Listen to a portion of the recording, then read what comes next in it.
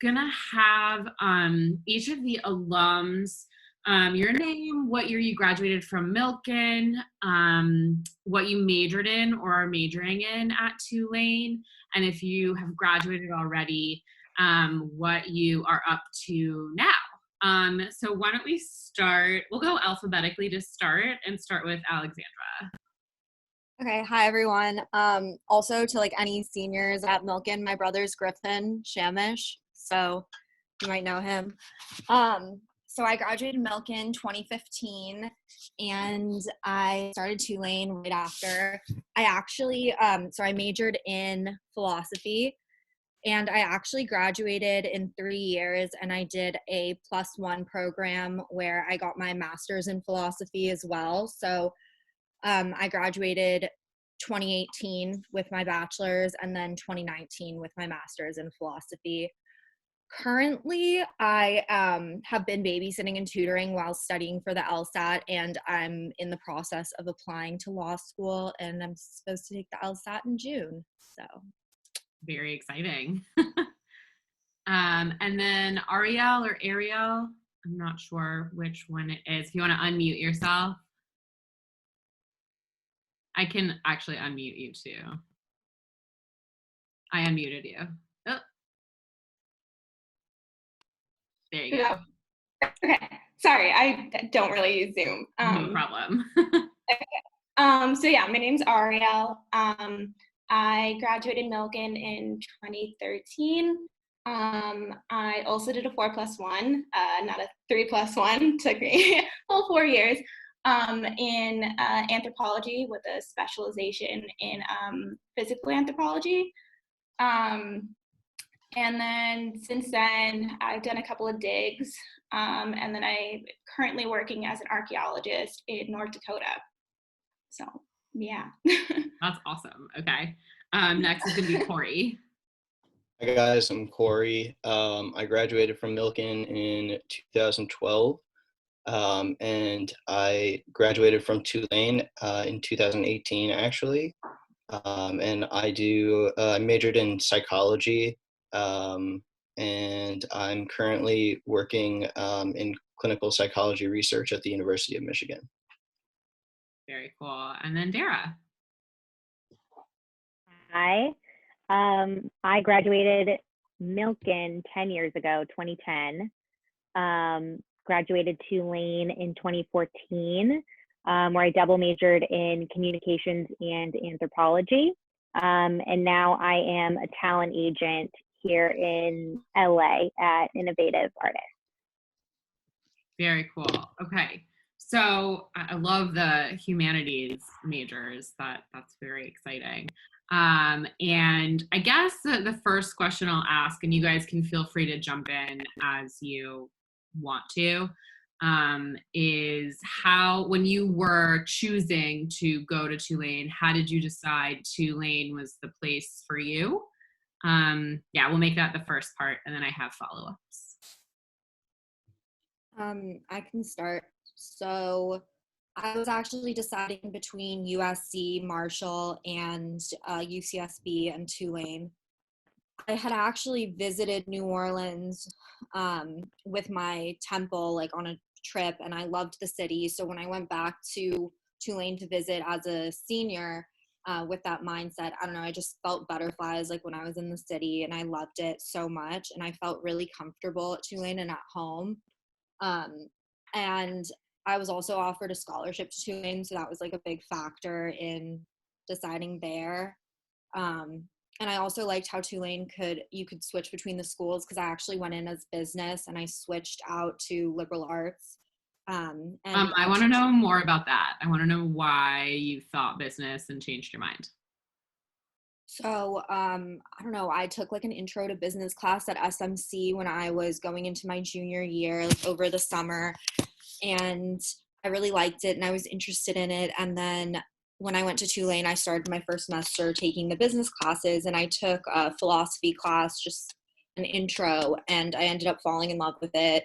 I loved the philosophy department at Tulane. It's very like tight knit, and one of my professors who I like repeatedly took a class with, he was the one that told me about the +1 program. So I wouldn't have been able to do that without him. So that was really great. And then I also, like, one of the reasons I didn't choose USC was for Marshall was because you have to apply to the different schools. And if I wanted to switch out of business, that would have been an issue. And I was offered a scholarship like through the business school at USC. So it was contingent on that. So it was like more limited. Great.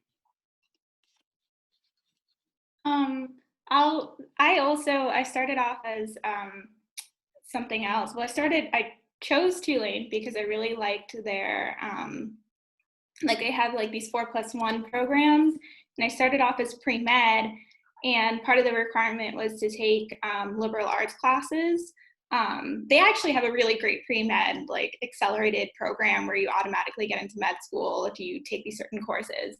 But I took a bioarchaeology course and I fell in love with it.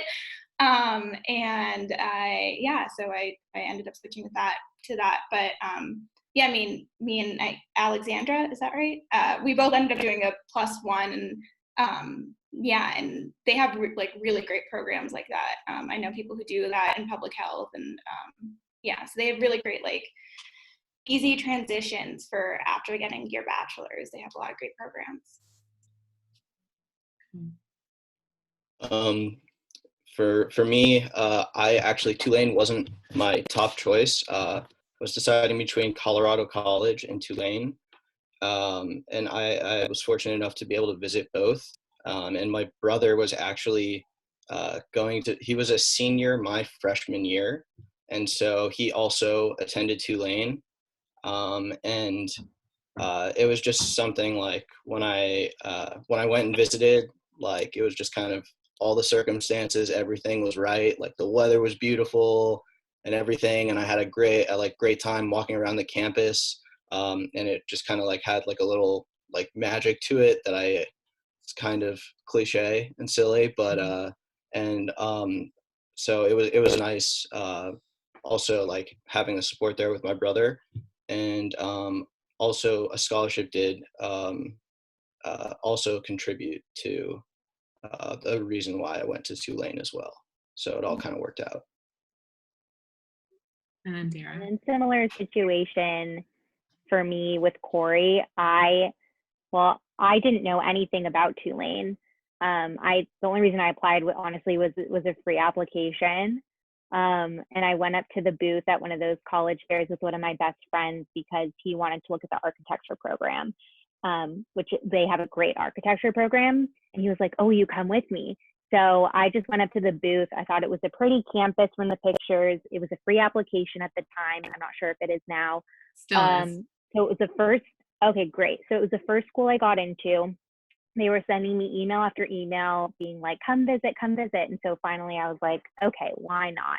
And then similar to Cory, I got there and it was like magic. And like, it does sound cliche, but if you've been to New Orleans, you probably know. If you've never been, like, I stepped off the plane and I was like, this is like Disneyland. Like it was the best feeling. And I had been visiting other college campuses where I was like, okay, I could see myself here, but I'm not, I don't know, like I don't really get a feeling.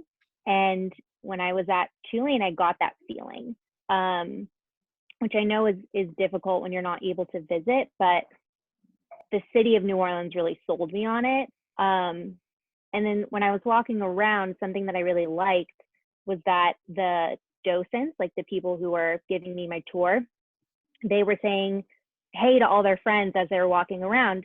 And you can really tell that it was a campus that was small enough to be able to do that and to, know a bunch of people at the school, but big enough where you could meet a new person every day. I understand. So I was worried as an applicant deciding on colleges. Like I kept hearing people say like, oh, I got to the campus and I just fell in love. And I just kind of knew and it felt magical. And I didn't feel that way when I visited Tulane. But when I actually started, I felt that way.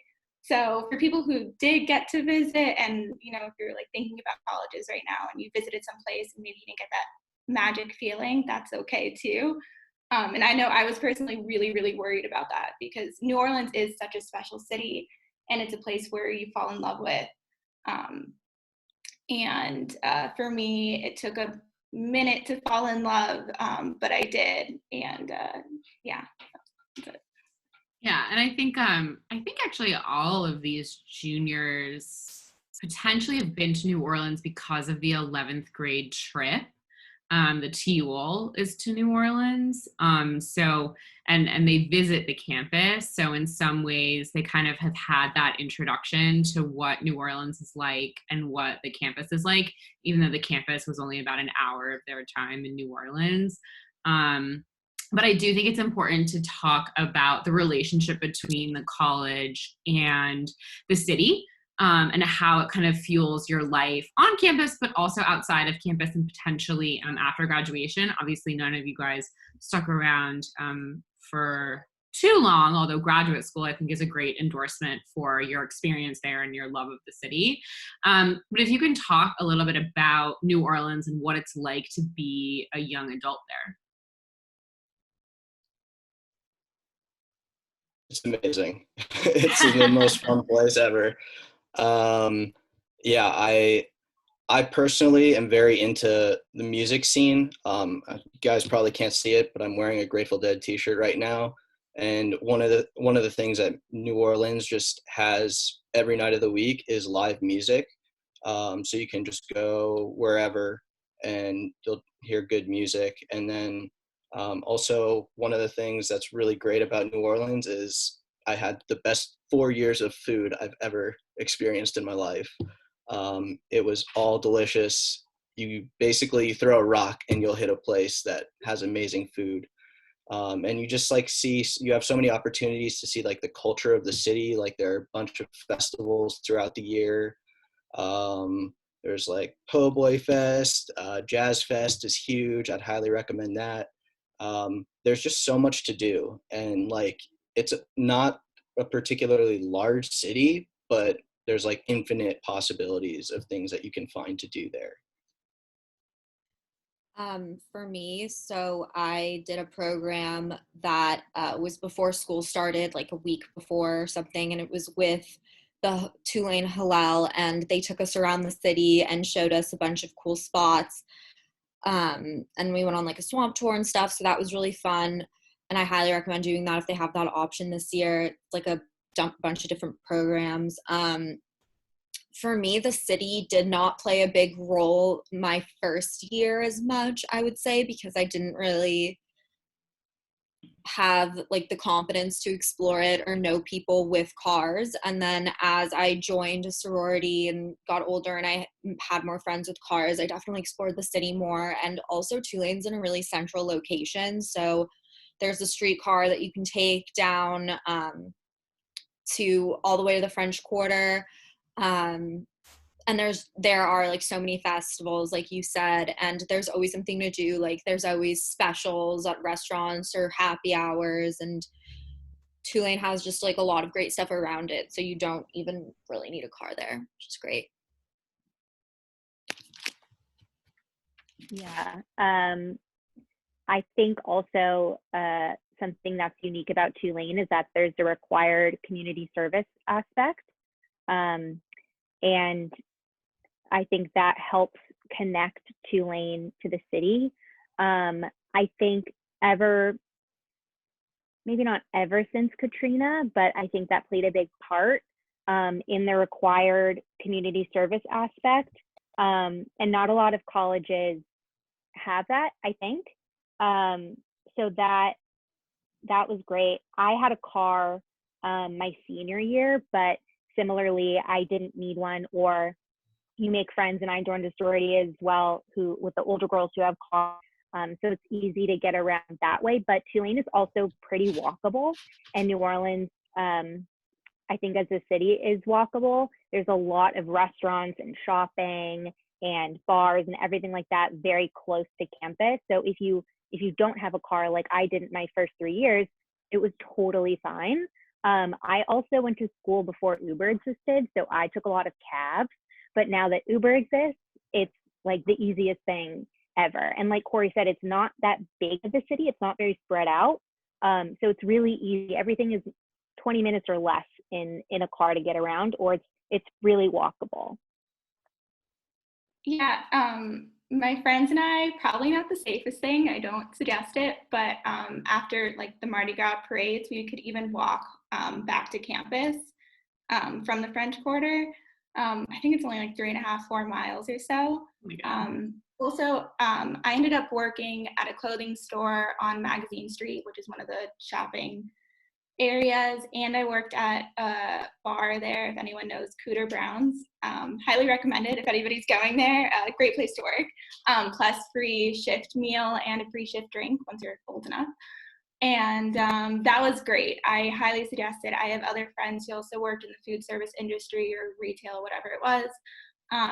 And there's actually a great connection there. You end up meeting a lot of other people working in those industries. And you really get to see people outside of the city. I mean, it was crazy. You work at a bar in New Orleans, it means that you're going to see your professors at a bar. Like, it's a crazy place. And again, it took me a little bit of time to warm up to it. But I mean, because I don't tend to go out that much, and it was a lot of stuff. There's so much music, there's so much life there, and you find your way around. I was really nervous going at first. I was like, this is a crazy city, this is too much. And there's something for everybody there. So. Yeah, I wanted to say, like, even if you're not like a really big party person, like there's casual places to go. Like I would go, there's like a place down the street where we could just play pool, and we would just do that, and it was really like Reds. I don't know if you guys, yeah. So it was like, that was really casual, but there's also like party places, like you can go to concerts and stuff. So like there's not a lot of pressure to go out and party every night at all. Like there's definitely like, I like for one didn't do that, but like when you want to, there is something there. And I also, what I really liked about Tulane is that their bars like around New Orleans are 18 and up. So like they won't serve you if you're under 21. But it's nice because it is a hangout spot. And like the Boot, which is right across from Tulane, it is a place where people will just sit outside and hang out and get crawfish. And it is a very social scene, or get pizza or whatever. So I really like that aspect, that it's not like a huge separation between upperclassmen and underclassmen. Yeah. And also, there's a really beautiful park that's right across the street called Audubon Park. So you can walk around there, and a lot of people run. There's like a track around like a reservoir or something. But there's like Spanish moss trees, and it's the most beautiful place, and it's literally across the street. So that's a nice place to go as well. One of my biology classes, they had us go to the zoo, because at the park there's also a zoo. Which was, I mean, really cool. And the whole community service thing, I ended up tutoring at a nearby high school that, I mean, I never would have explored a high school in New Orleans. I don't know why I would have otherwise. But it was really cool to see the school system. And I mean, they really, like, yes, you can kind of find your way around the city yourself, but the school also does really help with that and encourage that. Can each of you guys talk about what things you were involved in on or off campus? So you kind of mentioned working and service and sororities. So a little bit more detail about what took up a lot of your time while you were at Tulane. So I was a Tulane Jewish leader, which is with Hillel. So the great thing about Hillel I'm sorry, one sec. My dog just trapped herself in the bathroom. Okay. Never mind. My mom got her. Okay. So one thing that I really love about Tulane's Hillel is that it's all student run. So I was very involved in that. If you're a Tulane Jewish leader, you basically have an initiative or a program, and you can choose like social justice, food, anything. Like it does not have to be related to Judaism even. Like I went to one event that was run by a friend, and they had a professional cheesemonger come in and they did a cheese and wine tasting.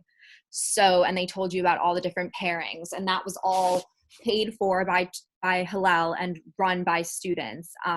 So I actually did a rainbow challah bake. I partnered with the Queer Student Alliance. Yes. And I'm sorry. Yeah, QSA. And we did a rainbow challah bake, and we sold it on campus, and we donated the proceeds to an organization in New Orleans that helps undocumented trans youth. And then I also ended up getting an internship through Hillel with the David Project, which they're actually not officially partnered anymore. They only partnered for about 2 years. But I worked with them, and I got a small stipend, and I went to a relationship building institute through Hillel and the David Project that basically worked on strengthening ties to Israel in a non-political sense. So I chose to work with the queer students, and then other people worked with like Black students or Muslim students, and just worked on fostering that relationship. So that took up a lot of my time on campus. And then I also was in a sorority. I was in Sigma Delta Tau. I wasn't super involved in that. Like, I went to like the social events, and I did the philanthropy, and I got my points to go to formal or whatever. Like, different sororities have different things you need to hit to go to their events. Because I was more involved in other things. I was in a pre-law fraternity called Phi Alpha Delta, and I was social chair of that. So I planned events and mixers with other social or other academic fraternities and sororities or fraternities. So yeah. Awesome. Busy. I was also in Sigma Delta Tau. Hey, sister. Hey. But I was pretty involved. I held a leadership role there. I was sisterhood chair. But one thing that I will say about Greek life, at least when I was a student there, is it's really not everything. Like, there are some campuses where if you're not in Greek life, like, you're not going to have a social life. And Tulane, that's not the case. I had a lot of friends who were in the sorority with me. I had plenty of friends who were in other sororities, and then I had a lot of friends who weren't in Greek life at all. So I will just mention that. I had the best time, though. I loved it. There are also 2 Jewish sororities, SDT, which is what we were in, and then AE I went into Greek life being like, I don't want to be in a Jewish sorority. I went to Milken, I went to Alumni, like, I'm done with the Jewish stuff. And then, of course, I went SDT, and I also ended up president of Chabad my senior year. So that happened. So yeah, I did the sorority. I was president of Chabad. So that's another thing, is that there's a Hillel, there's also a Chabad. And then my senior year, I did an internship at a local talent agency in New Orleans. So that was one of my ways of like being involved with the city and like actually working there. But you can be involved with as much as you want or as little as you want, and still make a ton of friends and have the best time. On the topic of sorority, I was also in a sorority. I was in Pi Phi, Pi Beta Phi. I was not very involved. I was on the exec board, I think, for a year, but I really was really not very involved. Yeah, I mean, I lived at a house with 8 other girls, and none of them were in my sorority. It's so casual there as far as sorority stuff. And then my involvement kind of progressed. I started off in pre-med stuff. I was on the exec board for the pre-med society for a little bit.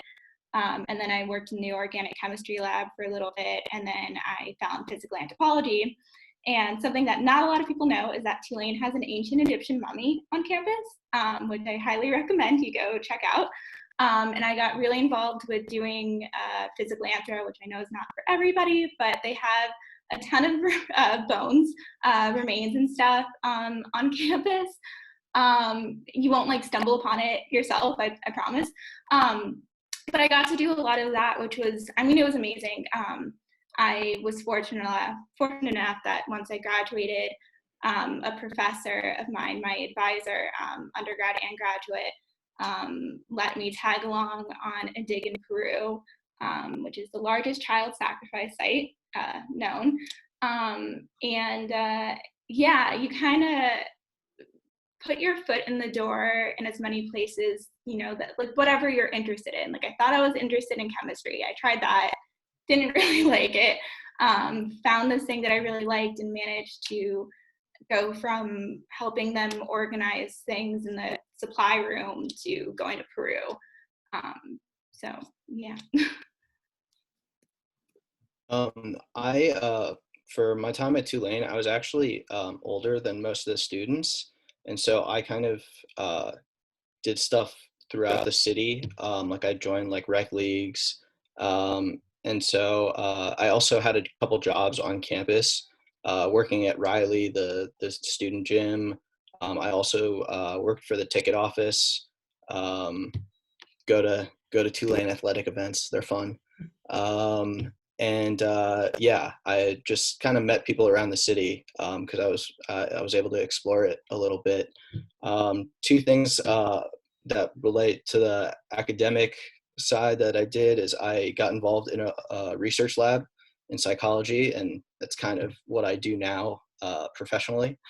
And I really got involved in research related to trauma-informed care and how to implement those into schools around the city, because the public school system or the charter school system in Louisiana as a whole is not the best, and can use a little bit of improvement. So I did that, and then also I'm by no means an artist, but I took this art course that I ended up loving, and you basically can spend as much or as little time as you want doing this. It was glass blowing. So Tulane actually has the largest glass blowing facility, and I believe the southeastern part of the United States. And so I fell in love with it and spent as much as time as I could in the studio. Literally, you could be there like about 16 hours out of the day. And so I spent a lot of time in there. Yeah. I had friends who were, pre-med neuroscience majors who they had to take like an art or liberal arts class, and they took glass blowing, and they were constantly making projects and stuff there. Yeah. I mean, I think you guys are exemplifying like what college is about, not just Tulane. Like you went in thinking one thing and took a class that really kind of changed the trajectory of your life, and also took classes just for fun that took up a lot of your free time in a great way. And I'm so happy that you had those experiences and that our students are getting to hear about that. Because I think that's a huge part of college, and also being like in a city like New Orleans where you can take advantage of so much that's around. I do want to let students start virtually raising their hands. Almost all the cameras are off, so if you want to digitally raise your hand, I'll start calling on people. But until that happens, if you guys want to talk about relationships with professors, and you mentioned interesting classes, but if there's a specific class either for your major or that you took just for fun that stands out, that you want to share, let's go for that as students start to be able to ask questions. A class I took that like I honestly thought was pretty life-changing was Intro to Ethics.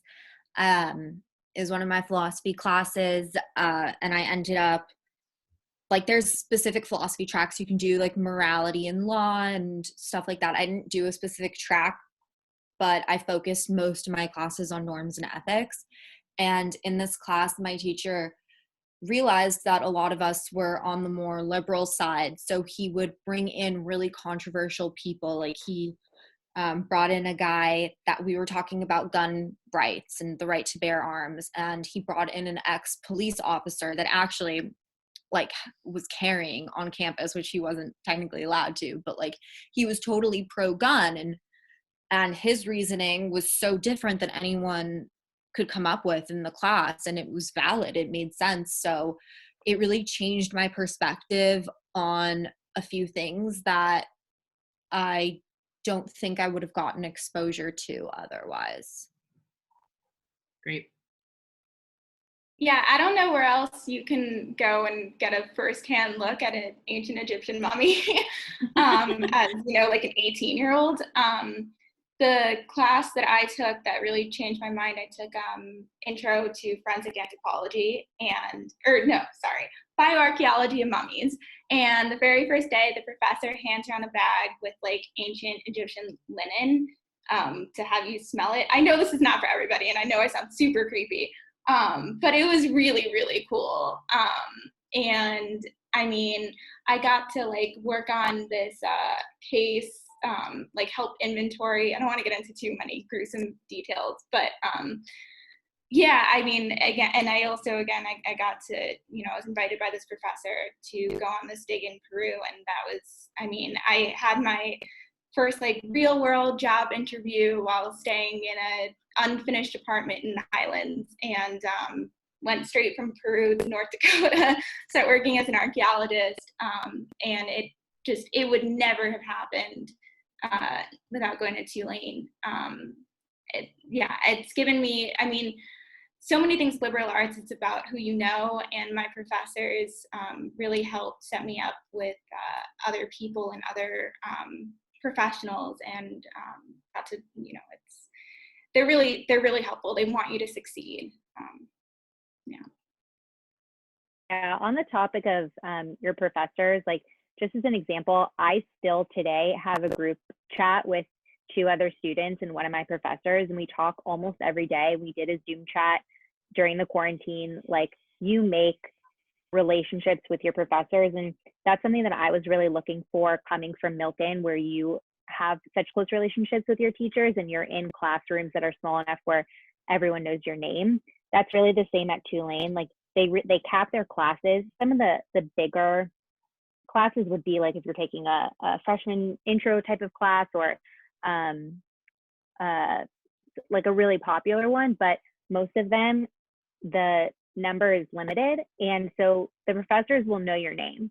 And that's something that I really wanted, and it's really easy to go into office hours and talk to them if you need help, and they'll give you, some of them will give you their cell phone numbers, and you can call them after hours and help your study on tests. And if you need an extension or on something like that, like, they're very receptive. And I think that they're receptive because they know who you are and you make a connection with them.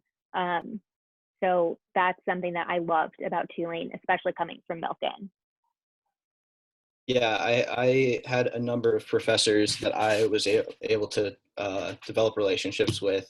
One of them being my mentor, whose lab I participated in for 2.5 or 3 years, and also I got really close with the head of neuroscience, and I've gotten to do so many cool things in so many different classes. The first semester, actually, they have something called Tides, which is like a class for 1 credit. It depends on, they have so many different options, but they're really a wide range of topics. And so I'm a baseball fan, so I took the physics of baseball. And my teacher basically just ordered pizza for us every week. And we would talk about baseball and physics, and we even got into like parallel dimensions. It was really cool. But again, also the glass blowing, like, that was like the opportunity of a lifetime, because it normally is a very expensive like hobby to have. And I mean, yes, it is expensive in the sense that tuition costs a lot, but to be able to spend that much time and effort and do glass blowing was a lot of fun. And one class that that like kind of has really like set my life in motion. This class called Positive Psychology. I really engrossed myself in psychology, and this class like blew my mind. Some of the coolest stuff about like happiness and well-being, and that's actually kind of the research that I'm interested in doing. It's with Dr. Cory, offered once a year. I'd highly recommend getting in that class if you can. We actually have positive psych offered at Milken now. With So Dr. that, Holt, right? Or yeah, Holton? Dr. Holton. So for students that love that, you can continue. We do have 3 hands raised. I'm going to ask, if you're going to ask a question, to just turn on your video so that we can see who you are. So I'm going to start with Kayla. Go ahead and unmute yourself and ask your question. Sure. So I remember when we went to New Orleans and we went to Tulane with school, I think it was the director of admission who was saying that Tulane still has a long way to go with diversity. So I was wondering what you guys feel about like the state of diversity at Tulane and like whether you are satisfied with it or not. Great question. Do you mean racial diversity or like what? Like any type of diversity? Yeah, I 'Cause think, like sure, racial diversity or really any type of diversity of like background. I think like Socioeconomic, geographic. yeah. I thought Tulane was very diverse in terms of socioeconomic and geographic. In terms of race, I wouldn't say it's as diverse as a lot of other schools. It is a large majority white, and it is, I believe, a third Jewish at this point. But that's not to say that there's not like a ton of other different types of people and ideas on campus. I personally was like more involved in the Jewish community, so I didn't have as much exposure. But like when you take, like depending on what you're involved in, there's like Republican groups and conservative groups, liberal groups. There's Indian groups, Muslim groups. There's like all types of different representations on campus. So I don't know if they're hugely represented, but they are there. I also think New Orleans is such a diverse city. And so the community service and what you do outside of just being a Tulane student is a really excellent way to get outside of your bubble and understand the broader context of New Orleans outside of just Tulane. Let's go. Oh, sorry. Do you want to say something? My bad. I was also going to, so Loyola University is right next door. And that definitely contributes to the diversity as far as, I mean, Tulane, you get a lot of people from like the coast, you get a lot of New Yorkers, a lot of Californians. So it's really nice having that university neighbor where you get a whole other different mindset. I mean, you get a whole other school right next to you and a whole, like, I ended up having friends at Loyola and at Tulane, and you go to a party and it's a Loyola party and then you see all your Tulane friends there and it's like, what are you doing here? How did you know somebody here? And it's, yeah, so there's, yes, Tulane itself, not super diverse, but right next door, there's another university. And like you said, the city itself, I mean, it's just, there's so much going on. Yeah. Chloe, go ahead. My question was like regarding the guy graduate from Tulane and living in New Orleans for 4 years or more. Like you make a lot of connections in that area. So when moving, if you did move back to California, was it difficult to like find a job without living in that area and having those connections, or did Tulane help you guys find connections in LA to find a job? Good question. So, oh. No, go ahead.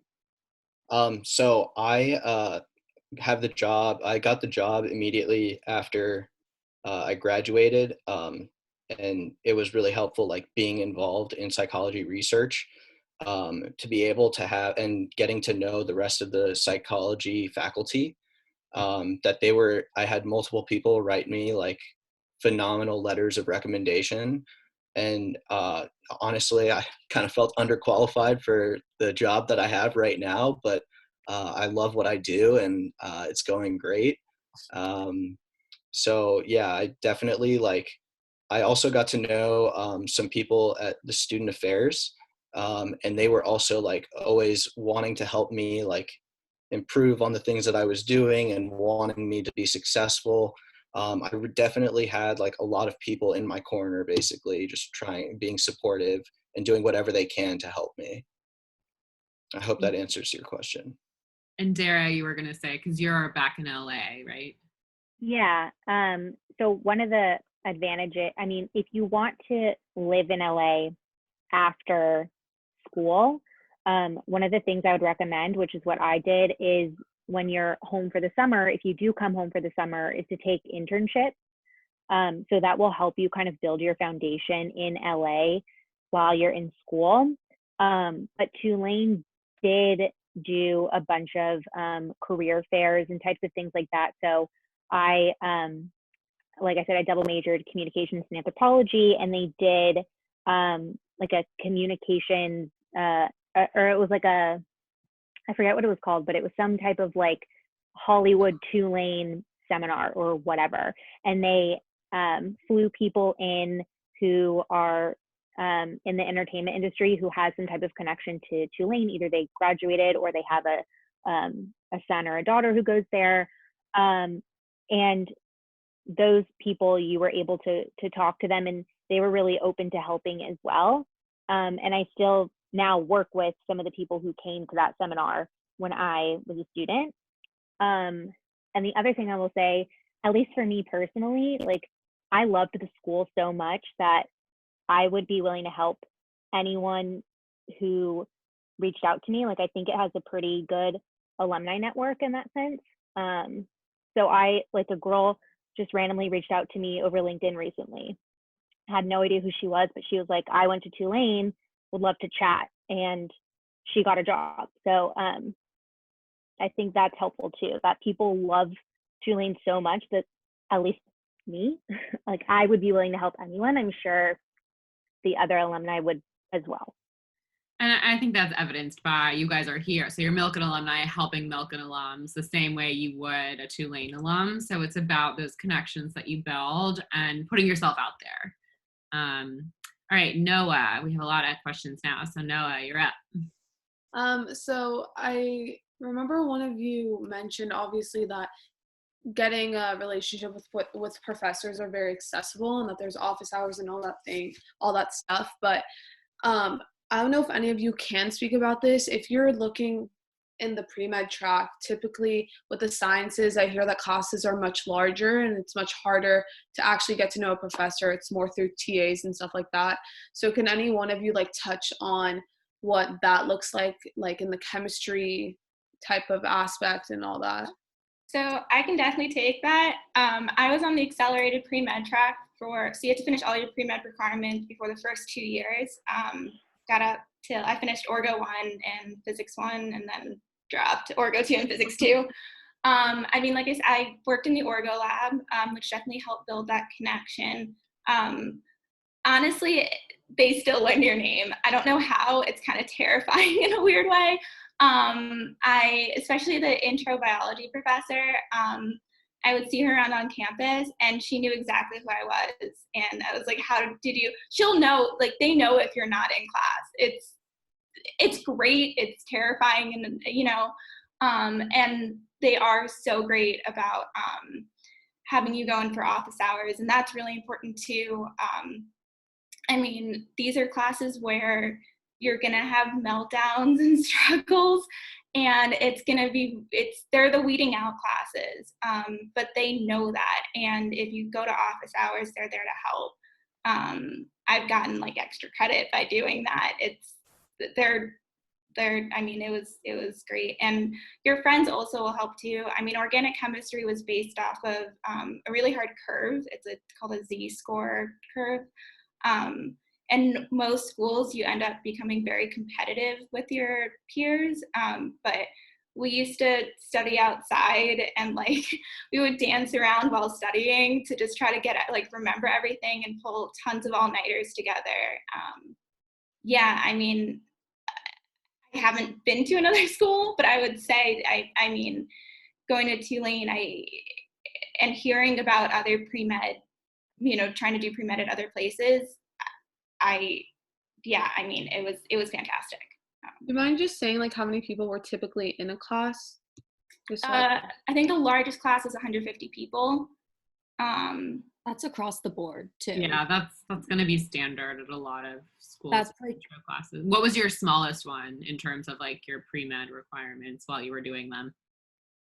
I mean, for Orgo, a lot of people would not show up to that one, so that one felt very small. That would be sometimes 20 kids in the room.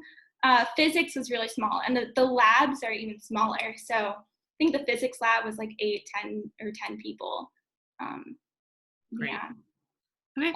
also you have recitations like once a week, so there's smaller groups and those are with TAs. But at the end of the day, the max the class can be at Tulane is 150, opposed to like UCs and lecture classes that can have like up to 500 people. So that is a huge factor, that it's going to be much smaller. And also, if you go out of your way to talk to a professor, like even if it is a big class, like they'll remember that and recognize that. So it doesn't even matter if like I took a general economics class and like I knew my professor and I'm not an econ major, wasn't that into it. Just like if you go out of your way even a little bit, like they appreciate it and will help you out. Also, if you want to avoid a larger pre-med class, like you could always take one of the 9 a.m.s. It's really the like noon classes that end up getting really filled up. But like the earlier the 8 a.m., 9 a.m. ones you're going to get like 70 people in a pre-med rec class. Let's go to Talia. How would you describe the type of person to go to Tulane? Like the type of student that the school attracts? I think that's an interesting question, because I think the person that I was after graduating when I was 18 is a different person than I was graduating Tulane at 22.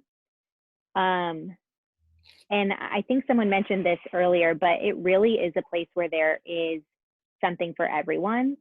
So I was very shy when I first started. The first night, everyone went out to the Boot, which is the bar that's right across from college. That's the 18 and up one that we mentioned. Everyone went out. I sat in my dorm room and cried. I was so nervous about college. Like I didn't want to go out. I was like freaking out.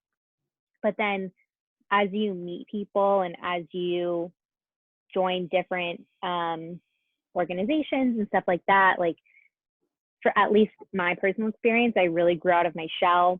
I joined the sorority. I became president of Club Odd. Like you grow as a person in college, in any type of college. I think also, at least when I went to Tulane, it was very much a work hard, play hard environment. So yes, you're in New Orleans. It's known for partying. It's known for like all the festivals and everything like that, and which are so fun. And Mardi Gras, and like I would take advantage of that if that's what you're into. But it is academically rigorous, and like all my friends wanted to learn, got good grades, like didn't skip class. Like they do still want to get good grades and be good students.